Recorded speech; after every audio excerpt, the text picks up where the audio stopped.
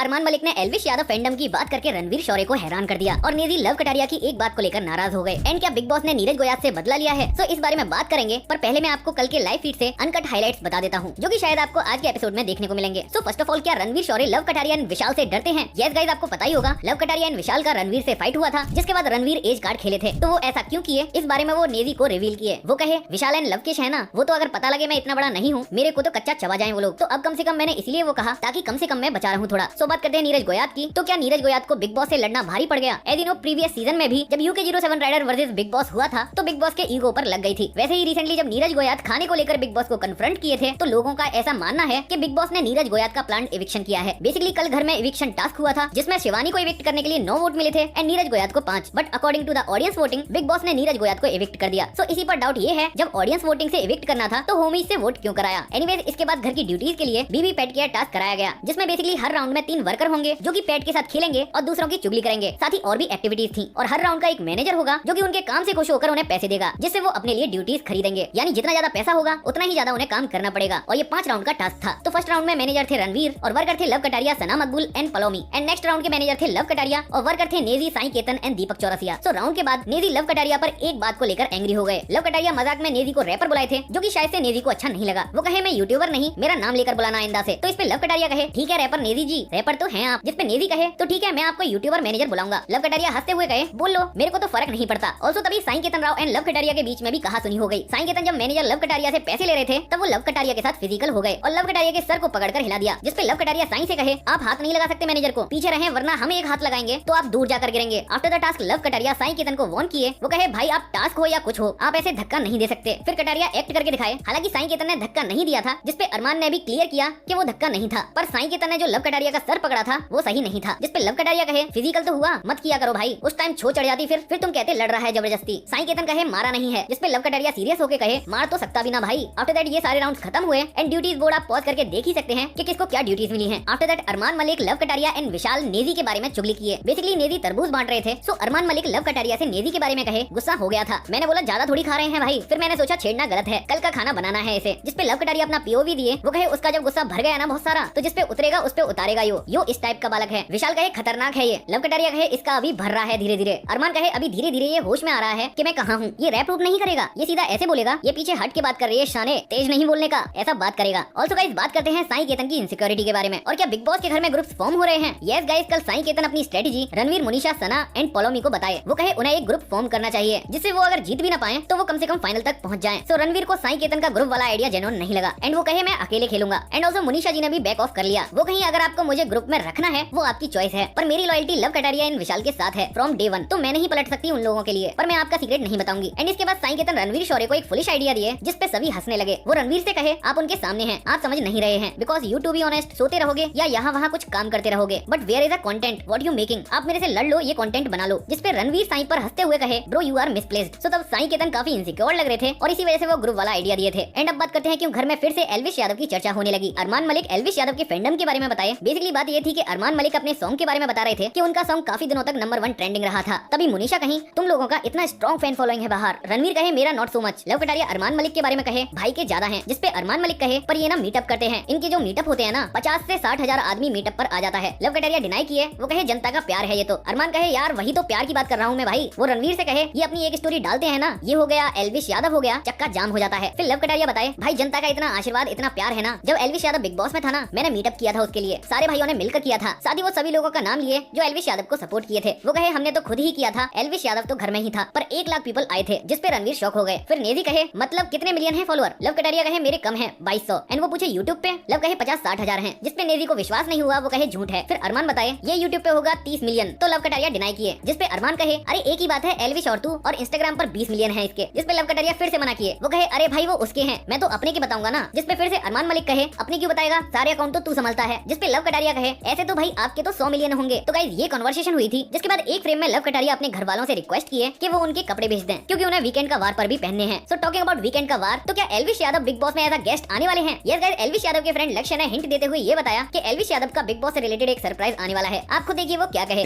अभी तो मेरे को लगता है कि बहुत जल्दी एंट्री ले रहा है राव साहब है on the sets of the Big Boss on the sets of the big boss. OTT3 भाई मजा आएगा कटारिया के साथ अपना एल्विश यादव भाई, दोनों बड़े भाई जा रहा हूँ भाईचारा ऑन टॉप, फिर दिखाएंगे In Big गेम Boss. असली गेम कैसे कहते हैं।